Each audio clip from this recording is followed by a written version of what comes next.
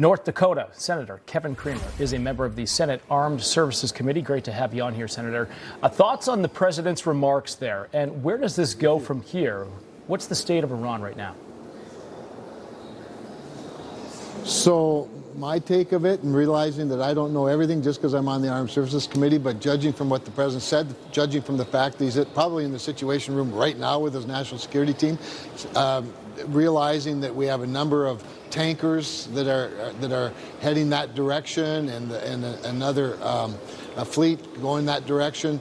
I think what we're setting up for is for defensive action, quite honestly. The president has been pretty clear that unless American troops are attacked, he doesn't want to use military force. Having said that, the only way to really end the nuclear capabilities that Iran has, and which is what this is really all about, would be for one of two things to happen. Either the United States flies some bombers with the 30,000-pound bunker busters and drops them on Fordow, or the Israelis somehow are able to get there on ground or some other way and take out that capability. I think the job isn't done until that's done. And then, of course, you have to have a regime change, because I think a lot of freedom-loving, civilized Iranians and a lot of other pro-freedom Arabs in the region would feel disappointed if that job doesn't get done. So I don't know exactly what's happening, quite honestly, but we shall see, and I support the president with whatever decision he makes. All right, there's clearly some questions and just differing opinions on how involved the U.S. should become in this conflict. And I'd just like to share this perspective with you.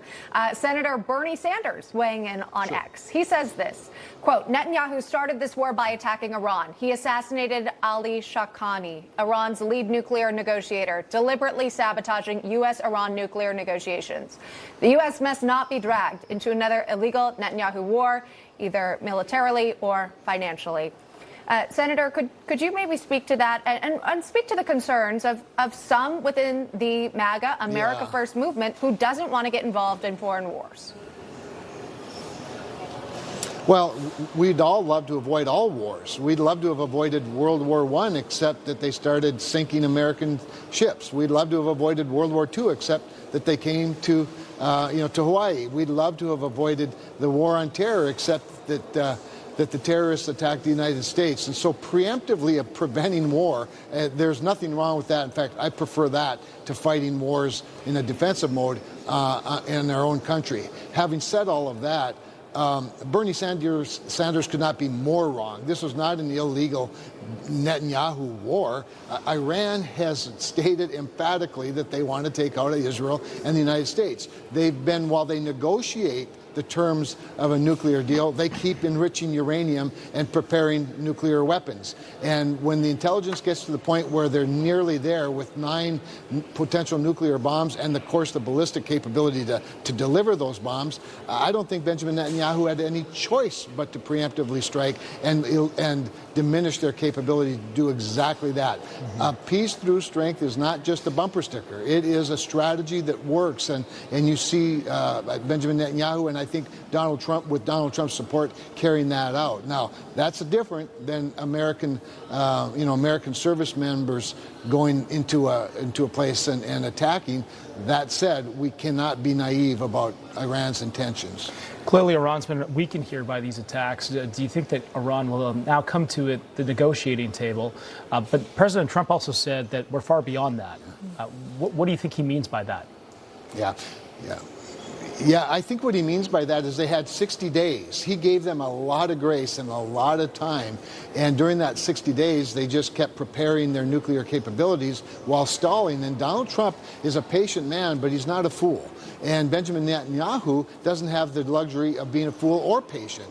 And so I think that that Donald Trump's been crystal clear. Now, they can come back to the table, and clearly Donald Trump would like to prevent further carnage.